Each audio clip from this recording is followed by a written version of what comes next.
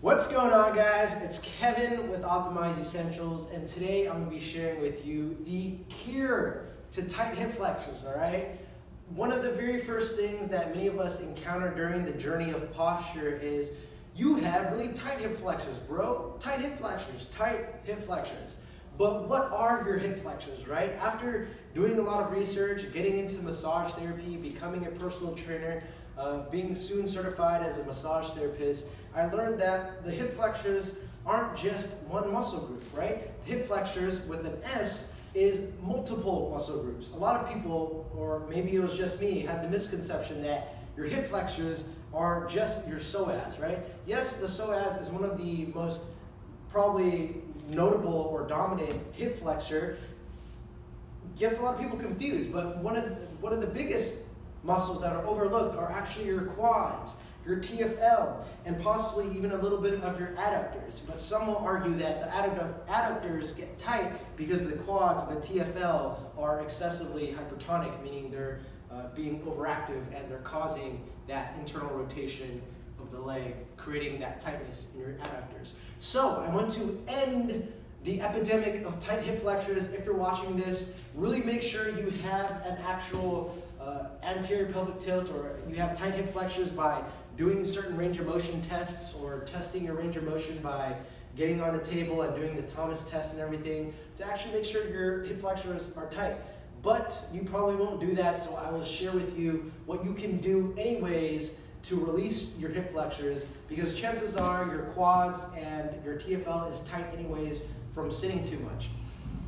So what I prefer after doing a lot of muscle work, a manual release, is to first release the muscle prior to stretching. You could do both. You could try and stretch your muscle and then release and then stretch it again. Do whatever feels right for you. But personally, I find that if you're a very flexion dominant person, it might be more beneficial to go through the stretches first and then do the release afterwards and then do the stretching again. But for the sake of this video, I'm going to show you how to release the muscle and then how to stretch it afterwards, all right? So the very first muscle that we need to release is actually your TFL, and for this, we need to have a small ball, all right? Forgot to grab out the ball. Give me 1 second, my fellow human beings. Right here, okay. This is a lacrosse ball. You could use a tennis ball, or I wouldn't say you could use a softball because that might be a little bit too big. The lacrosse ball is going to be best for your TFL because that's the very first muscle we're going to release. What you want to do is you want to find your ASIS, your anterior suprailiac spine. It is right in front of your hip, and it's that very prominent bone that just sits in front of your hip. If you put your hands there and you rub around, you'll find this little bone that protrudes, and right below it, where the pocket, where your typical pocket is where your TFL is going to be. So here's my bone, and then if I put 1/5 size down, that is where my TFL is going to be. So if you don't know where this is, go to Google, type in ASIS and TFL, or I might put a picture somewhere along the screen so that you can see what that muscle looks like.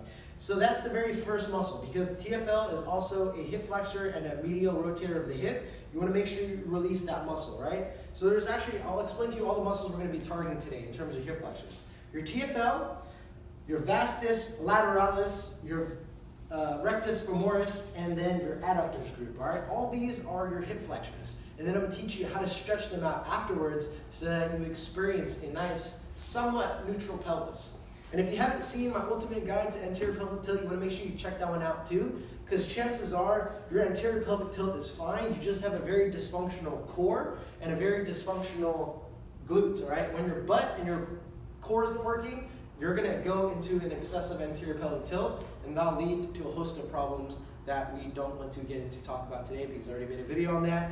But anyhow, you want to make sure you're watching the ultimate guide to anterior pelvic tilt to get a better understanding, and then you want to come back to this to teach yourself how to cure yourself of this hip flexor tightness, all right? So the very first thing, again, find a mat, locate the ASIS, place the ball right in front of that bone or below that bone, and then roll on top of it, all right? When you roll on top of it, you want to make sure this leg is slightly bent so that you're deactivating the hip flexor, right? You want to bend it slightly, and then you want to roll on top of it, and instantly you should feel a very tender, very deep, tender pain. It's like a good pain in that hip. And if it doesn't feel right, then roll around until you can really find that. It takes a little skill, a little calibration, a little practice to be able to find this muscle, because sometimes you could be sitting on a tendon or you could be sitting on something else and it doesn't feel right, all right? But once you find it, it's a very deep ache and it's a nice, tender soreness.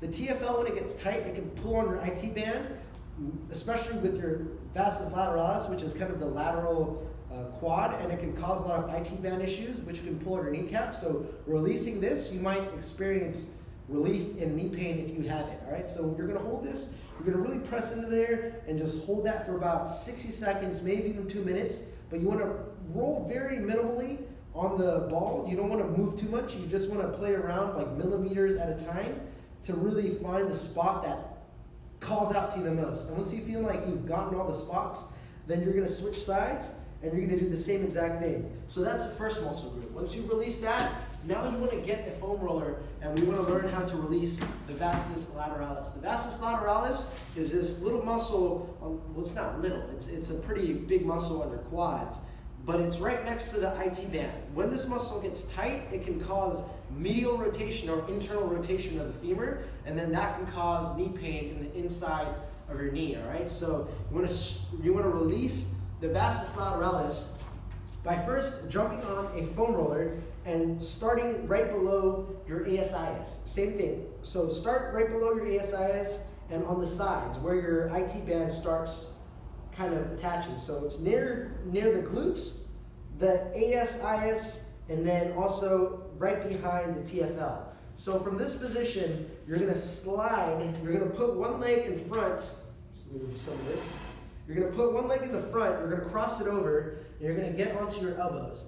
And then if it's too much, you can kind of relax onto that, but I find that if you can handle it, you can get a better release. So what I like to do is I use my upper body for support, and I make sure I don't flex this leg, because if you're tightening up your muscles, you're not gonna be able to get into the muscles. So you wanna be able to use all the body parts to kind of alleviate pressure from that quad so that you can really roll into it, right? And the goal isn't to do this type of rolling. You wanna do segmental release on your quads. And you do this by slowly crawling yourself up and finding a spot that really calls out to you. So right about here, I feel something start to ache a little bit, feel tender, and then I'm just gonna hold into this for a little bit, all right? Breathe really deep into the muscle and then slowly move your way up. And if you find something really tight, you're just gonna hold on there.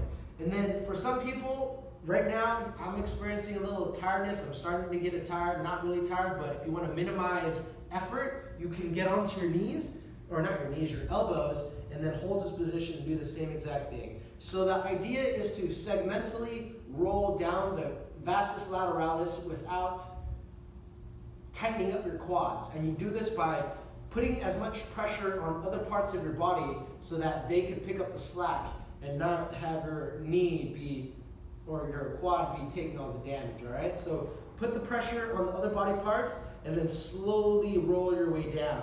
And that is how you can kind of attack the whole vastus lateralis correctly, right? A lot of people don't know how to foam roll, but this is how you do it correctly. You have to do it slowly and with intention. It's gonna hurt a lot, so make sure you breathe, all right? I'm not gonna go through the whole muscle right now because I can spend 3 to 5 minutes on releasing my quads, but this is the idea. So I'm gonna speed through it really quick so you can get what I'm trying to tell you or teach you, and then you can try it on your own. So say for example, I've been on here for 60 seconds about, so I'm just gonna move down just a little bit more, do this for 60 seconds, move down a little bit more, 60 seconds, all the way down until I'm near my knee, near my kneecap. And then I'm gonna come back up. And this time, here's where you progress it a little bit more. You don't have to do this all in one session, but the next time you come in and do it, now you're gonna add a progression to it. How do you do this? You're gonna roll, and then once you find something, you're gonna flex your knee, and this is actively stretching your quad. So you're gonna move up a little bit, find a sticky spot, and then flex your quad and bring it through the ranges of motion as you're rolling up and down, up and down, up and down. Very slowly, all right? Very slowly. And then once that feels like it's released, move down again, and you just keep doing that all the way through until you get all the way down your kneecap. Now guys, that was only the vastus lateralis. Once you release the lateral quadricep, you want to get the rectus femoris, which is supposedly the bigger one, right? This is the one that runs kind of right in front of the quads. Most people think of when it comes down to the quadriceps. The vastus, or not the vastus, the rectus femoris. And you do the same exact thing, all right? You start at the very front of your hip joint, and now you're facing down. So lateral, you're going to the side, and then now for rectus femoris, you're facing straight. From this angle, you do the same exact thing. You roll down. It helps to get on the edge of the foam roller so that you're not using both legs on it unless you really need to. Because the more pressure you can put on the quad, or the more pressure you can kind of bear, the deeper your release will be, because you're putting a little bit more pressure on it. But you don't want to make it too much where you're not able to relax your muscle. You have to find that happy medium. So if you need to, use both legs. See how this leg is on here? Go up. But what I find best is if I squeeze it to the edge, and then now I'm not using this leg, and I'm just going down this way, right? This leg is on the floor. These two elbows are on the floor as well, and just the quad is on the foam roller from here. Sometimes it might be too painful for me, so what I do is I sneak my leg in just a little bit, and I tuck it right underneath my knee, and then I push it up with my toes. Very little, very, very little. So I put it here, push it up, and then I do the same exact thing, right? Once I've rolled it all the way down, now I go into that range of motion, and I pull all the way up, just like that, all right? So for the sake of time, I didn't go so slow, but I want you to emphasize this again. Go slow and make sure you really iron out the kinks in the quad. Most of it is going to be up in the higher region of the quad, because that's where all the attachment sites happen. And then a little bit towards the lower end is where we're going to find it. Some people feel it in the middle of the belly. It really depends on your anatomy. It depends on how your legs were built. But for most people, you might feel it up in here, you might feel it low in here, or you might just feel it right in the middle. Regardless, roll all of it and make sure you spend more time on the parts that hurt the most. So now that we've gotten your TFL, your vastus lateralis, and your rectus femoris, we have to attack your adductors, all right? Easiest way to get your adductors, I don't exactly have one with me, but let's see if this might work. Pulling stuff from all over the place. This is not a solid ball, so this will not work, but if you have a medicine ball, something that's thick, what you can do is you can put it in underneath, and you can just roll here, but same exact concept, right? When you press down, you don't want to just roll in and out, right? You want to press down and then slowly inch yourself, not even inch, millimeters. Slowly roll yourself in, all the way until you can get to your inner thigh. If you don't have a medicine ball, you can use the foam roller. Works similar, but I would say the medicine ball works a little bit better. If you want to go even harder, you can use the lacrosse ball, or this is where the softball, where a little bit bigger, will help. But all these objects should be able to get the job done, all right? So you're going to put your leg here, bend it about 90 degrees, be on your elbows, and then slowly inch your way all the way in until you release everything. Okay? So once you release those muscles, now I'm going to teach you how to do these stretches, all right? So the very first thing we did was the TFL, right? So you want to make sure you have a chair or a platform, a box, and the box should be about knee width, all right, or knee height. From here, you're simply going to put your foot on the chair, put one leg in the front, and to stretch your TFL, you're going to go at it from an angle. So you're going to squeeze your butt, push your hips down, and then twist. From this position, you should feel the front of your hips and slightly a little bit in front of the TFL, right? You should feel some of it here. If not, that's fine. We're just going to stretch the hip flexors. We're going to hold this for a good 30 seconds to a minute, or even longer depending on how tight you are. Make sure you're breathing. Deep breaths, breathing through this, taking your time, and then once you feel like it's released, slowly make your way up into this position. If this is too much, then stay low. The idea is to progressively stretch the muscle. And if this is too much, separate it into different sessions and progress over time. You can't do this all in one session if you're really, really tight, but do as much as you can. So once you can bear this pain, then you're gonna slowly make your way up using the elbow on the opposite knee. You're gonna reach over to the other side, stretch this out a little bit more. Once you get better at that, slowly make yourself up higher and higher until it starts to get in your quads. Eventually, you should be able to really get your hips, your butt, all the way to your heels, and then really stretch out that quad, and then really reach, play around with the angles, and find the one that calls out to you the most. Breathe through all of it, and this is the final progression. So once this feels nice and relaxed, stretch over and do the other side. Same exact thing. Start low, twist into it, squeeze your butt, come up higher and higher and higher until you can get into this position. Now your quads, your TFL, your hip flexors, most of it is gone. Now we're going to stretch out your adductors, right? So your adductors, a great way to do it for your groin is to spread your knees out. I call this the frog stretch, all right? You want to be on your elbows, you want to turn your feet out, get your knees nice and wide, you're going to push your hips back, and then pull forward and press into the ground.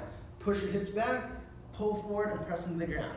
So this is, give you a back view, knees wide, feet wide, push your hips back, pull yourself into the ground, rock back, do this nice and controlled for about 10 times, and then finally on the 10th one, you're just gonna lay here and hold that for about 30 seconds, breathe through it nice and deep, nice and slow.